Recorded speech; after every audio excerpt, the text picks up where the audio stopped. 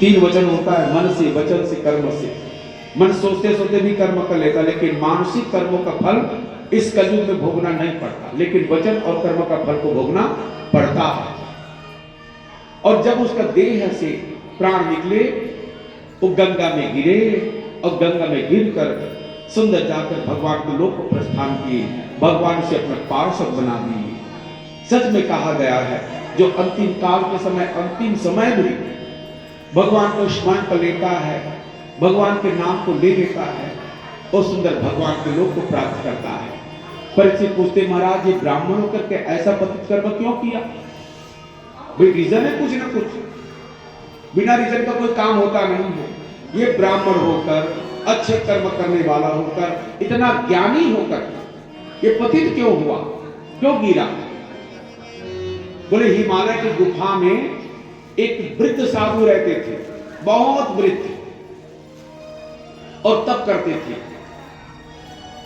उनकी एक पुत्री 16 वर्षीय, बहुत सुंदर, वो भी तप करती थी और हिमालय में ही रहते थे। एक समय एक युवा साधु, नए साधु बना था, वो तप करने के लिए हिमालय में गया, और जहां वो तप करते थे वहीं पर बैठकर तप करने लगे। तो वृद्ध साधु ने कहा, देखो भैया तुम नए साधु बने हो, अच्छी बात है, तप करने के लिए यहां पर आए हो, लेकिन जब ठंड तक जड़काला चलेगा, शीतलहर चलेगी, तो तुम नीचे चले जाना तलहटी में, क्योंकि तुम बर्दाश्त नहीं कर पाओगे। हम लोग तो बहुत पुराने थे, इसे बर्दाश्त कर लेते हैं। युवा साधु ने कहा, देखो बूढ़ा तो यही है, और मुझे कहता है कि जब जड़काले की जाकर चलेगी शीत वायु, तो नीचे चले जाना, मैं नहीं जाता, मैं भी यही तप करूंगा। अब वो तप करने के लिए बैठ जाता है। जो जड़काला शीतकालीन वायु चलती है, उसका शरीर ठिठुर जाता है, प्राण निकलने का समय आ जाता है। तो बूढ़े साधु को दया आती। मैंने बारंबार कहा था इसको कि बेटा तुम बर्दाश्त नहीं कर पाओगे, हम लोग यहाँ के आदि हैं, तुम नीचे चले जाना, लेकिन मेरी बात नहीं माना। आप देखो, तो अपनी पुत्री से कहती, बेटी तू पैर को जाकर जो है इसमें तेज दे, अग्नि प्रकट कर, मैं सिर को जाकर करता हूं। सिर को किए, पैर को किए, धीरे धीरे तो उसमें जाकर उसमें जागृत हुई, अग्नि जागृत हुई। उसने कहा, बेटी इसके प्राण तो नहीं बचने वाले, तो एक काम कर, किसी का लाल होगा, कोई इसकी माँ होगी जो प्रतीक्षा कर रही होगी, तुम एक काम करो, इसको अपने शरीर की अग्नि से दे, जोर से वायु को दो, ताकि शरीर में कुछ गर्माहट आए। और वो स्त्री अपने शरीर की तन की गर्मी भाप के द्वारा उसके शरीर में देने लगी। देते देते उसके शरीर में गर्मी आई, उसका शरीर फिर से हुआ अच्छा।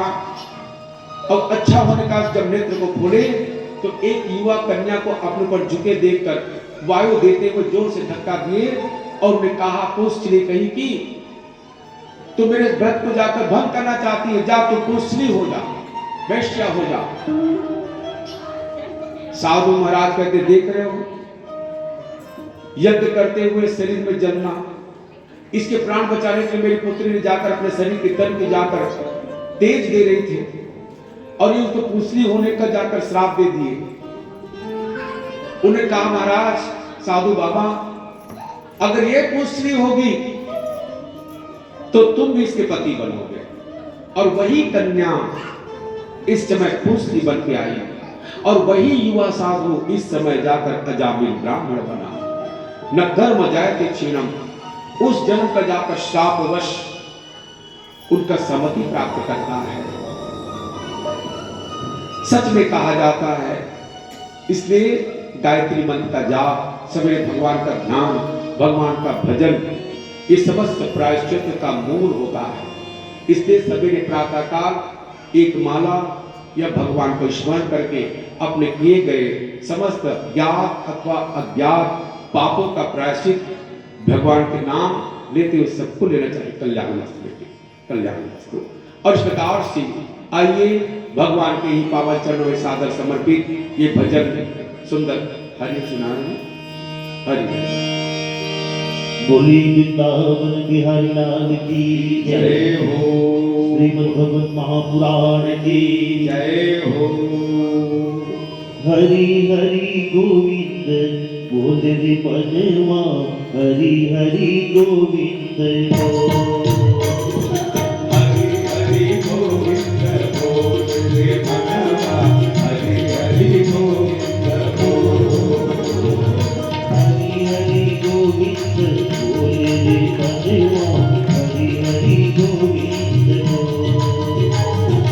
हरि हरि गोविंद बोल रे मनवा हरि हरि गोविंद बोल जल में भी वो है थल में भी वो है जल में भी वो है तल में भी वो है जल में भी वो है थल में भी वो है जल में भी वो है तल में भी वो है सृष्टि के हर कण कण में वो है सृष्टि के हर कण कण में वो है सृष्टि के हर कण कण में वो है सृष्टि के हर कण कण में वो है सारे जगत का है रखवाला सारे जगत का है रखवाला सारे जगत का है रखवाला सारे जगत का है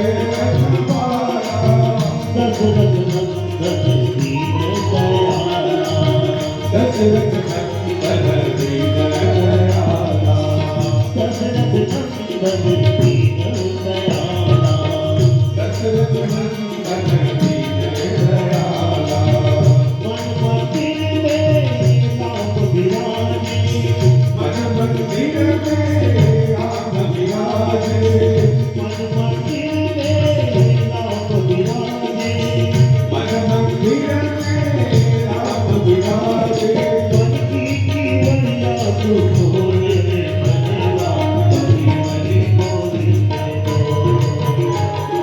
हरि हरि गोविंद बोल रे मनवा हरि हरि गोविंद बोल हरि हरि गोविंद बोले रे मनवा हरि हरि गोविंद हरि हरि गोविंद बोल रे मनवा हरि हरि गोविंद बोल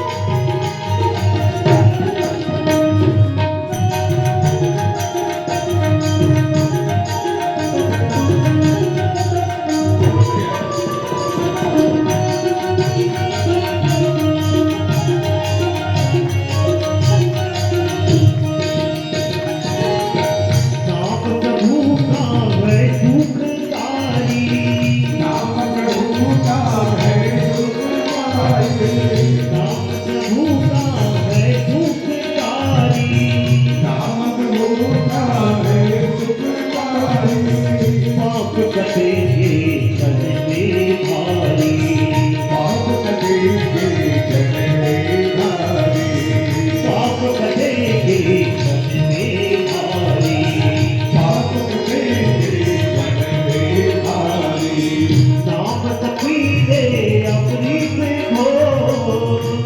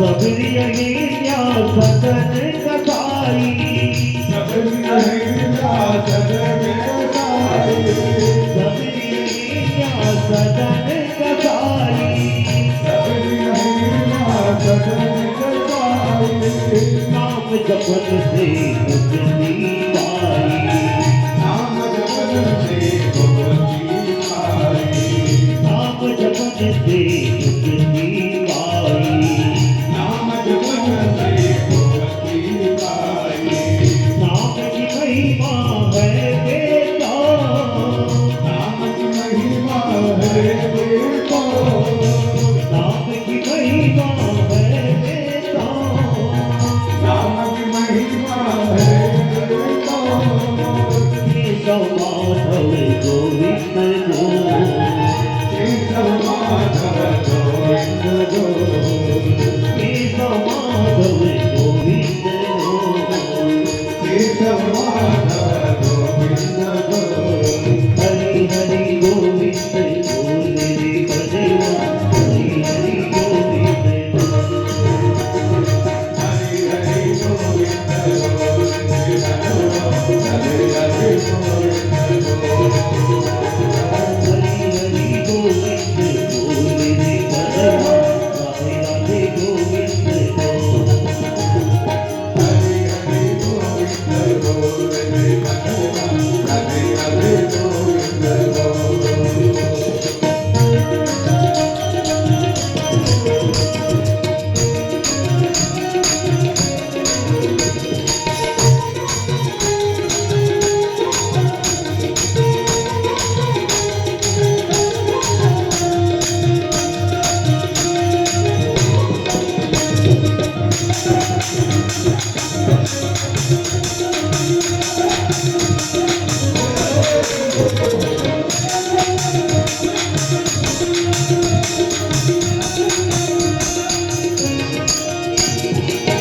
जब ले गानी तू आठ होया जब ले गानी दुआ छोया जब ले गानी तू आठ होया जब ले गानी दुआ छोया राम नाम में लागे ना दाम सब नाम लागे दादा राम नाम में लागे ना दाम सब नाम लागे दादा जन्म गवा दो क्यों अनमोल जन्म गवाओ जो अनमोल जन्म गवा दो क्यों अनमोल जन्म गवाओ जो अनमोल केशव माधव गोविंद गो केशव माधव गोविंद गो केशव माधव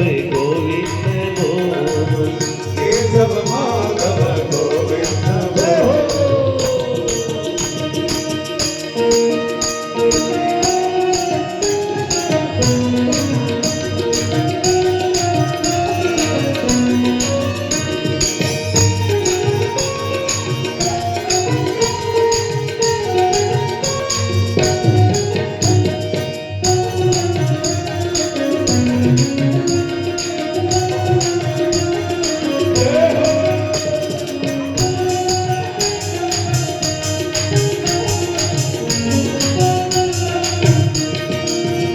श्याम नाम के सब अधिकारी श्याम नाम के सब अधिकारी श्याम नाम के सब अधिकारी श्याम नाम के सब अधिकारी बालक वृद्ध युवा नर नारी बालक वृद्ध युवा नर नारी बालक वृद्ध युवा नर नारी बालक वृद्ध युवा नर नारी हरि जब इत मुझ कब हो न दो हरि जब इत तब हो नमो हरि जब इत मुझ कब हो न दो हरि जब इत तब हो नमो केशव माधव गोविंद गो केशव माधव गोविंद गो केशव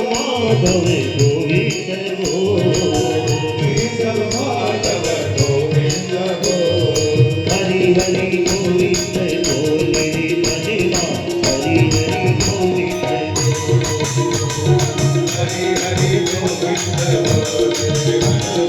हरि हरि गोविंद हरि हरि गोविंद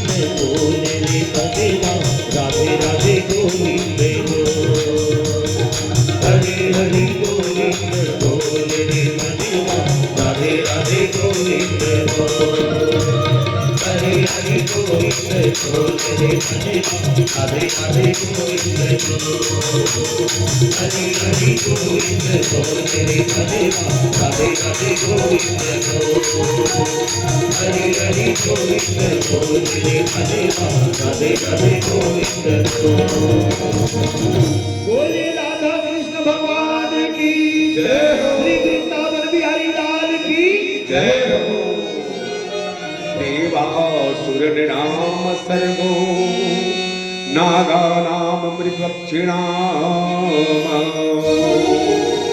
समाकिस्त्वां प्रोक्तो यस्तु स्वयं भुवन्तरी। परीक्षित पूछते महाराज ये सृष्टि कार्य और कैसे आगे बढ़ा, कैसे आगे बढ़ते रहा? सुर असुर देव किन्नर। तो बोले एक समय ब्रह्मा जी को नींद आ गई थी, सृष्टि करते करते सो गए, तो उनके कुछ बाल झड़ गए, वो सरकने लगे, सर्प कहलाए। उन्हीं से जाकर ब्रह्मा जी से एक समय जाकर उनका मन कलुषित हुआ, इससे तामसी सृष्टि का जन्म हुआ, जिसे जाकर इन्होंने कहा ब्रह्मा जी की रक्षा मत करो, राक्षस कहलाए। तुम जा खा जाओ ब्रह्मा को ही, वो यक्ष कहलाए। बोले महाराज इनकी सृष्टि आगे कैसे बढ़ी? और जो कल प्राचीन बलि कथा आधे छोड़े थे, जिन्होंने जाकर पशु बलि दे रहे थे, जिनको नारद जी ने मना किया, देखो बेटा पशु बलि देने से कोई प्रसन्न नहीं होते, कोई भगवान की प्रसन्नता प्राप्त नहीं होती है। और उसके यज्ञ को बंद कराए। उनके 10 पुत्र थे जिनका नाम था प्रचेता। बलि कथा कैसे है? तो प्रचेताओं को कहा गया कि बेटा सृष्टि का कार्य करो, तो प्रचेता ने कहा पहले भगवान का यजन कर लेते हैं। और समुद्र के भीतर बैठकर 10,000 वर्षों तक तप किए। और जब वहां से बाहर निकले तो चारों तरफ वृक्ष ही वृक्ष थे, चारों तरफ वृक्ष। उनको क्रोध लगे और मुख से अग्नि प्रकट कर वृक्षों को जलाने लगे। तो सो ब्रह्मा जी ने आकर कहा देखो बेटा ये वृक्ष हमारे मित्र हैं, अगर ये नहीं रहेंगे तो हम भी नहीं रहेंगे। ये वृक्ष नहीं रहा तो हम भी नहीं रहेंगे, क्योंकि वायु तो वही देते हैं। ये वृक्ष नहीं रहेंगे तो हम भी नहीं रहेंगे, वृक्ष को जलाना बंद करो। और एक कन्या उत्पन्न हुई जो कन्नू नाम के ऋषि और प्रमलोचा नाम के अप्सरा से, जिनका नाम मारिसा है। वृक्षों ने पाल पोस के बड़े किए हैं, इसलिए उनका नाम वापसी है। उन 10 भाइयों की जाके पत्नी होगी और उनका विवाह हुआ। समय आने पर इन्हीं से जाकर पुनः दक्ष प्रजापति का जन्म हुआ। एक दक्ष का कल सुने थे, वो ब्रह्मा जी के अंगूठे से उत्पन्न हुए थे।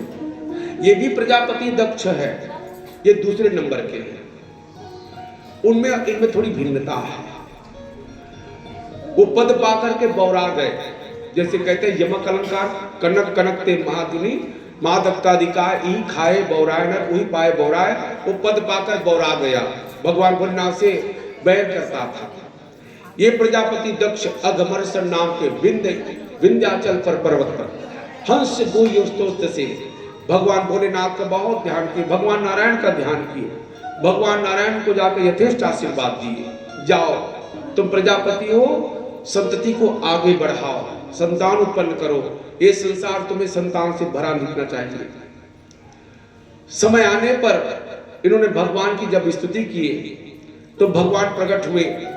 भगवान से कहा बेटा मैं तुम्हारी भक्ति से जाकर बहुत प्रसन्न हूं। पंचजन प्रजापति की पुत्री अश्विनी सिंह का विवाह हुआ था।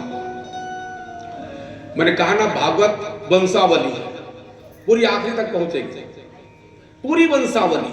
ब्राह्मी कुल से लेकर आगे चलते तक कैसे कैसे परिवर्तन होगा, रोज बताते चला जाऊंगा। तो प्रजेता जाकर पुत्र हुए प्रजापति दक्ष। इनका विवाह पंचजन प्रजापति की पुत्री अशिकनी के साथ हुआ। बहुत समय बीत गया तो एक समय भगवान का ध्यान करते, भगवान प्रकट होते हैं। उन्हें कहा बेटा मांग लो, मांगो मांगो वर जो तो ही भावा, मैं तुम्हारे भक्ति से बहुत प्रसन्न हूं बेटा, मांग लो दक्ष, मांग लो। उन्हें कहा भगवान मुझे देना है तो मुझे 10,000 पुत्र दीजिए। तथास्तु दे दिया 10,000 पुत्र और सभी का नाम हर्यश्वर है। धीरे धीरे सब बालक बड़े हुए, युवा हो गए, इनका विवाह करना था। जिनके पिताजी प्रजापति दक्ष ने कहे बेटा तुम सबका विवाह करना है मुझे, तो विवाह से पहले नारायण सरोवर जाओ। ये नारायण सरोवर कहां है? जहां पर भगवान द्वारकाधीश के उसके और आगे नारायण सरोवर, वहां नारायण सरोवर जाओ, वहां भगवान स्नान ध्यान करना, पूजन पाठ कर लेना, फिर वापस आना, फिर मैं तुम सबका ब्याह कर दूंगा, अपने गृहस्थ आश्रम को प्रवेश करा दूंगा, मेरे पिताजी का अपना धर्म पूरा हो जाएगा। ठीक है। अब ये सब कहां गए? नारायण सरोवर में स्नान ध्यान कर रहे थे। उसी समय देवर्षि नारद जा रहे थे। नारायण नारायण श्रीमन नारायण नारायण नारायण नारायण श्रीमन नारायण नारायण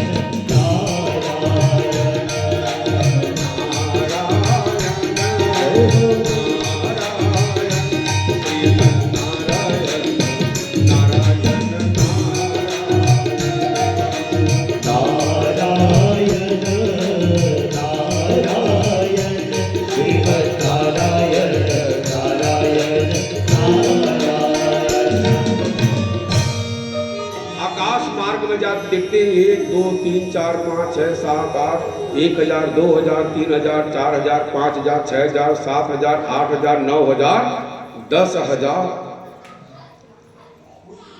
10,000 पुत्र हैं, वो भी राशि बालक। चलो उनको ज्ञान दिया जाए। और देवर्षि नारद नीचे उतरे, सभी बालक कार्य नारद जी आए हैं, सबको जाकर छोड़े और सबको प्रणाम किए। तथास्तु कल्याणं भवतु चिरंजीव भव। सब के सब बैठ गए। नारद जी पूछते तुम लोग कौन हो बेटा? बोले हम लोग महाराज प्रजापति दक्ष के पुत्र हैं। बोले किन प्रयोजन, कैसे आए हो? पिताजी ने कहा नारायण सरोवर स्नान ध्यान पूजन पाठ करके आओ, फिर तुम सबको मैं गृह प्रवेश कराऊंगा, विवाह करूंगा, मेरा कार्य संपन्न हो जाएगा, एक पिता के दायित्व पूर्ण हो जाएगा। तो हमको गृहस्थ में प्रवेश करना है महाराज। नारद जी ने कूट प्रश्न किए, गुह्य प्रश्न। बोले बेटा गृहस्थ आश्रम समझते हो किसे कहते हैं? नहीं समझते महाराज। बिना भूमिकांत देखे हो? नहीं महाराज। बिना एक पुरुष राष्ट्र संसार देखे हो? नहीं महाराज। बिना निष्क्रमण बिल देखे हो? नहीं महाराज। बिना बहुरूपी स्त्री का मुख देखे हो? नहीं महाराज। बिना पोषलित पति देखे हो? नहीं महाराज। 25 पदार्थों वाला अद्भुत भवन देखे हो? नहीं महाराज। अरे तो ऐसे गृहस्थ आश्रम में जाओगे? गृहस्थ आश्रम में जाने से पहले तुम्हें ज्ञान है कि गृहस्थ आश्रम किसे कहते हैं? नहीं मालूम महाराज। बोले बेटा एक ऐसी रस्सी जो दिखाई नहीं देती है और जो एक बार गृहस्थ आश्रम में चला जाता है बेटा, फिर वापस उसे मुक्ति प्राप्त नहीं कर पाता, वापस नहीं हो पाता। एक बार जो बंध गया बेटा फिर जीवन पर्यंत बंधा रहता है, बिना रस्सी के बंधा रहता है। एक बार पशु मुक्त हो जाता है।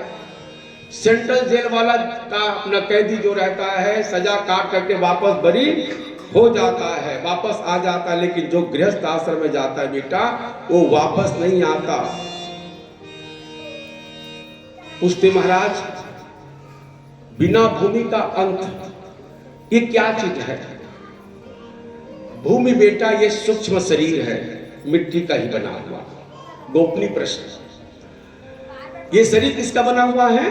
मिट्टी का। छिपी जल पावत गगन समीरा, छिपी जल पावत गगन समीरा, छिपी जल पावत गगन समीरा, छिपी जल पावत गगन समीरा, पंचरचित अति अधम शरीरा, पंचरचित अति अधम शरीरा, पंचरचित अति अधम शरीरा, पंचरचित अति अधम शरीरा।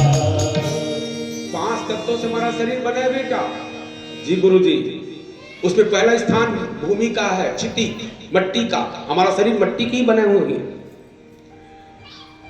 बेटा। ये सूक्ष्म रूप शरीर यद्यपि आत्मा निर्बंध रहती है, आत्मा निर्लिप्त है। कैसे?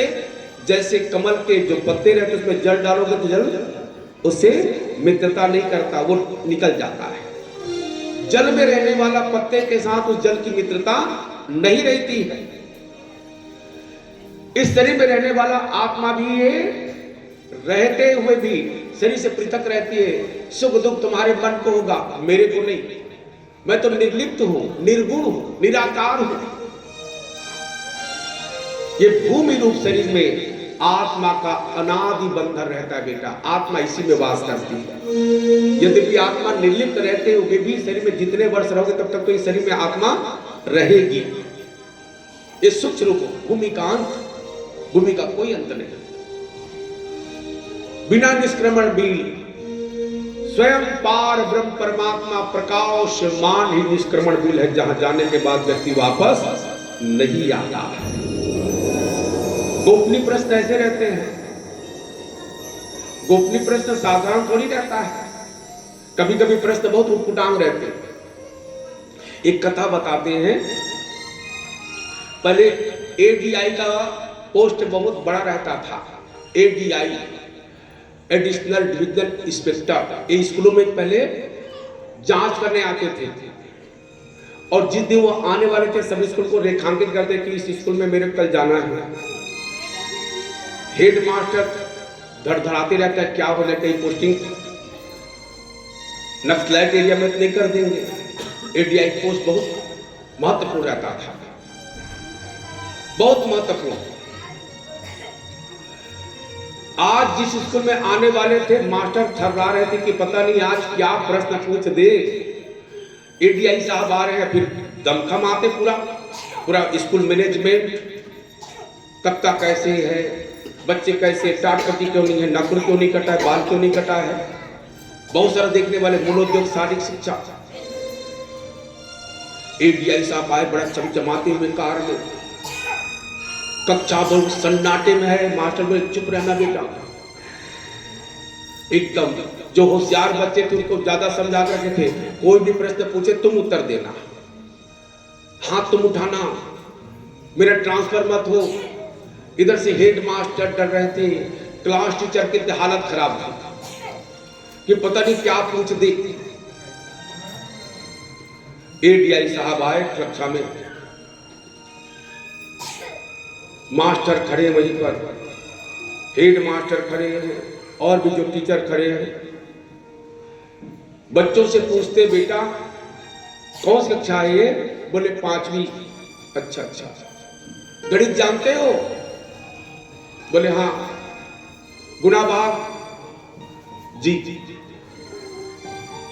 तो एक प्रश्न करूं तुमसे? जी ठीक। देखो एक प्लेन है, एक प्लेन है। प्लेन का नाम सुनते हेड मास्टर को पसीना आ गया। हमारे बाप ने प्लेन नहीं देखा है, हमारी तो दूर की बात है। हमारे पिता ने प्लेन नहीं देखा है। एडीआई प्रश्न करते हैं, सुनो बेटा, एक प्लेन है, वो दिल्ली से बंबई प्रति घंटा 300 किलोमीटर की रफ्तार से जाती है। एक प्लेन दिल्ली से बंबई 300 किलोमीटर की रफ्तार से बंबई जाती उड़ती है। सब बच्चे एकदम सन्नाटे के साथ, ये भी सन्नाटा आ गया यहां पे।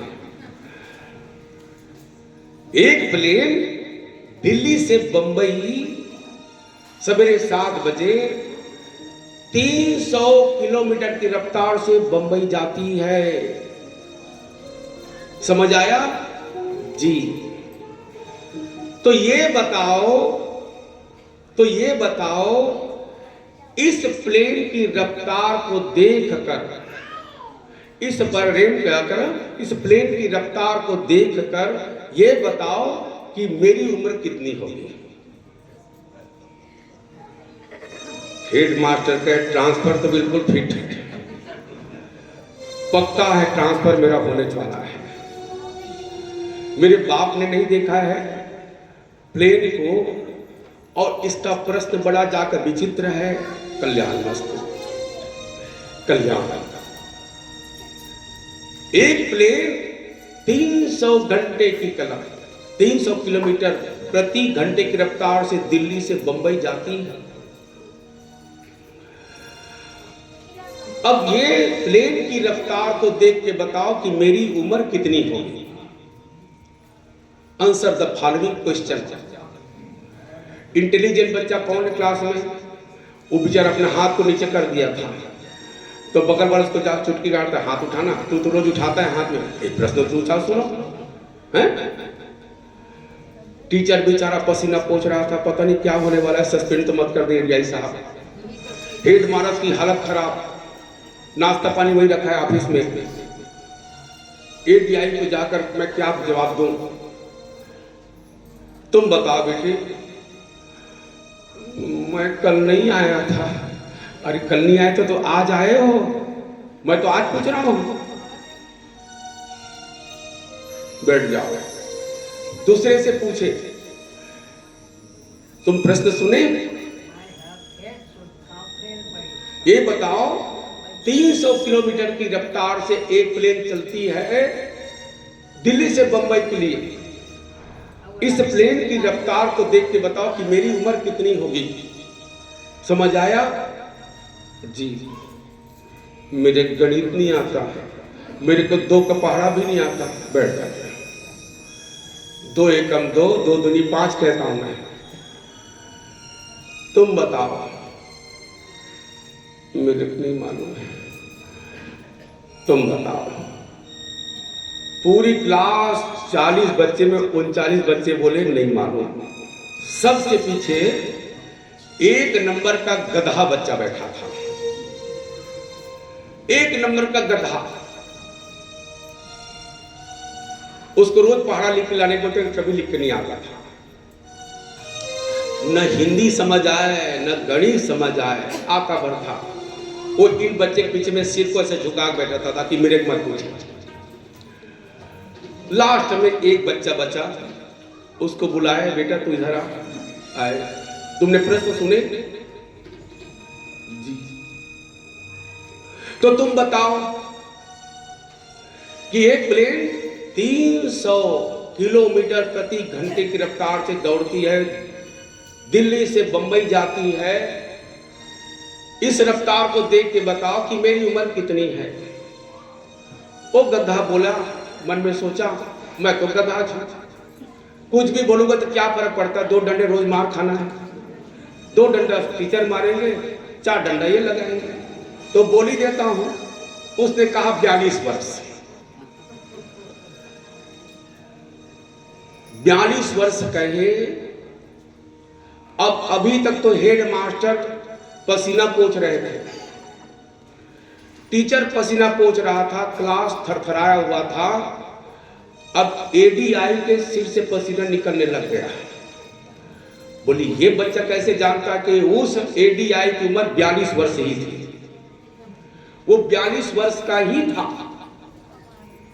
ना आगे ना पीछे। मेरे डेट ऑफ बर्थ ना मेरे साहब को मालूम है, ना सीएमओ को मालूम है, ना वीडियो को मालूम है। मेरा उम्र 42 वर्ष, ये बच्चा कैसे जाना। उससे पूछते बेटा तुमको मालूम है कि मेरा जन्म तिथि क्या है? नहीं मालूम।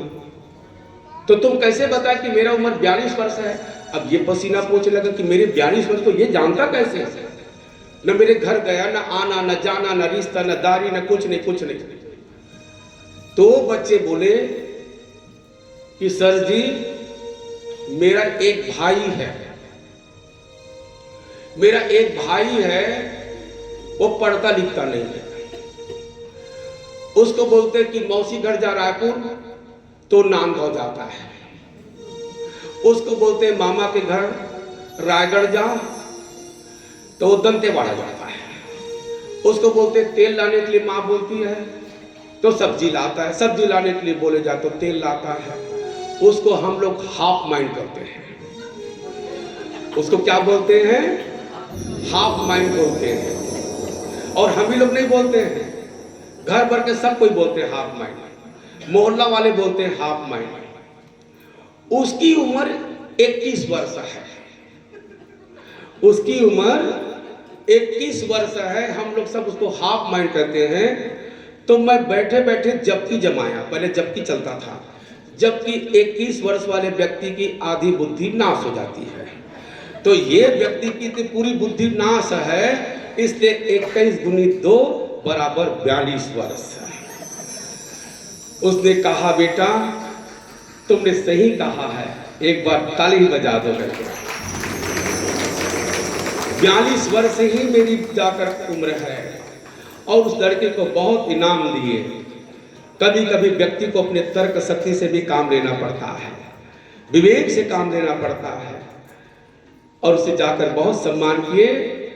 और वही लड़का आगे चल करके बहुत इंटेलिजेंट होता है। किसी की योग्यता को अंक सूची से नापा नहीं जा सकता। कई बार 99.998 इतना पाने वाला भी बहुत गधा रहता है, केवल पुस्तक को जानता है, पुस्तकी क्या ज्ञान रहता है। और कई बार 3rd क्लास भी पास होने वाला बहुत इंटेलिजेंट रहता है। उसने 42 पास करने वाले को जाकर पारितोषिक प्रदान किए। कहने का तात्पर्य है कि ऐसा गूढ़ रहस्य बताए, ऐसा गूढ़ रहस्य। वो सब 10,000 जो प्रजापति दक्ष के पुत्र थे सब हतप्रभ रह गए। तो ये बताओ महाराज गृहस्थ आश्रम में जाए कि नहीं जाए? बोले बेटा सबसे बढ़िया आश्रम है संन्यास आश्रम। न ऊधो को लेना न माधो को देना। जिसके घर जाओगे भोजन मिलेगा, बढ़िया मिलेगा बेटा।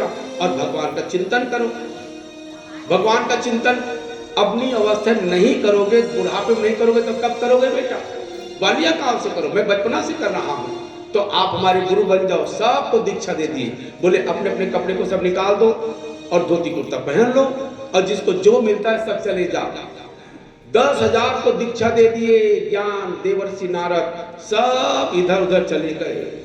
दोपहर बीत गया। प्रजापति दक्ष चिंता में पड़ गए। मेरे पुत्र लोग गए स्नान ध्यान करने के लिए और स्नान ध्यान करके अभी तक नहीं आए हैं।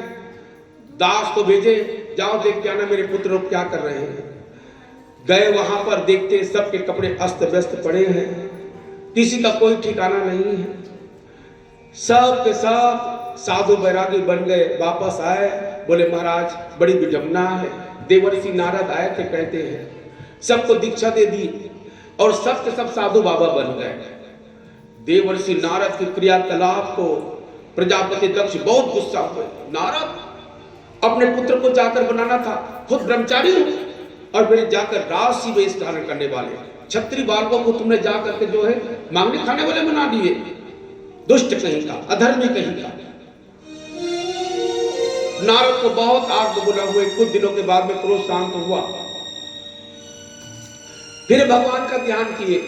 अब 10,000 पुत्र मिला, सब तो साधु बन गए। फिर भगवान का ध्यान किए, भगवान प्रकट होते हैं। भगवान प्रकट हुए, मांगो मांगो वर जो तो ही भावा। मांग ले बेटा, जो मांग ले मैं देने आया हूं। बोले महाराज आपने दिया, और नारद ने सबको साधु बना दी। हासी लाई कुछ नहीं है, 0 सन्नाटा, कुछ नहीं। मांग ले बेटा, 1000 पुत्र चाहिए, सभी का नाम संबलास रखना। धीरे धीरे सब पुत्र बड़े हुए। जब विवाह के योग्य हो गए तो प्रजापति दक्ष ने कहा, बेटा जाओ तुम सबके सब नारायण सरोवर में, और वहां भगवान का स्नान ध्यान करके वापस आ जाओ, फिर मैं तुम सबका विवाह करूंगा। जी पिताजी। और ये सब के सब पुत्र गए कहां? नारायण सरोवर में। अकस्मात देवर्षि नारद इधर से आ रहे थे। नारायण नारायण श्रीमन नारायण नारायण नारायण नारायण नारायण श्रीमन नारायण नारायण नारायण नारायण नारायण श्रीमन नारायण नारायण नारायण नारायण नारायण श्रीमन नारायण नारायण नारायण। देवर्षि नारद देखिए 1000 तुरंत उतरे और पूछते, बेटा तुम लोग कौन हो? अरे देवर्षि नारद आए। सबने सुंदर जाके अर्धपाद से पूजन किए, प्रणाम किए। कल्याण हो कल्याण हो कल्याण हो कल्याण हो। सब बैठ गए। पूछते, बेटा तुम लोग कौन हो? हम लोग महाराज प्रजापति दक्ष के पुत्र हैं, हर्यश। अच्छा अच्छा, किम प्रयोजनम, किस लिए आए हो? स्नान ध्यान करने के बाद वापस जाएंगे, फिर हम सबका विवाह हो जाएगा। उनसे भी वही प्रश्न करते, कूट प्रश्न। गृहस्थ आश्रम जानते हो? नहीं जानते महाराज। जो एक बार गृहस्थ आश्रम में बन जाता है बेटा, फिर वापस से निकलने का कोई साधन नहीं है। ये नौपुरदेही है, नौपुरदेही है। इसमें 9 दरवाजे हैं बेटा, फिर भी व्यक्ति इससे निकल नहीं पाता। हमारे शरीर में 9 दरवाजे हैं, इसको नौपुरदेही कहा जाता है। 5 दरवाजा पूर्व की ओर, 2 आंख, 2 नाक और 1 जाकर मुख, 1 उत्तर की ओर, 1 दक्षिण की ओर, 2 पश्चिम की ओर, मल द्वार और मूत्र द्वार। 9 पुरदेही, 9 दरवाजे होने के बावजूद भी व्यक्ति इस शरीर को लांग नहीं सकता, बंधा रहता है बेटा। और उसे भी वही प्रश्न जाकर करते हैं, वही प्रश्न को सुने सब प्रभावित हो जाते हैं। उनसे बोलते हैं, बेटा तुम सबको जाकर गृहस्थ प्रवेश करना है, विवाह करना? नहीं महाराज, अब आप बताओ, उसी से निर्णय लेंगे। उन्होंने कहा ठीक है, सबसे बढ़िया आश्रम इस संसार में और कोई दूसरा नहीं।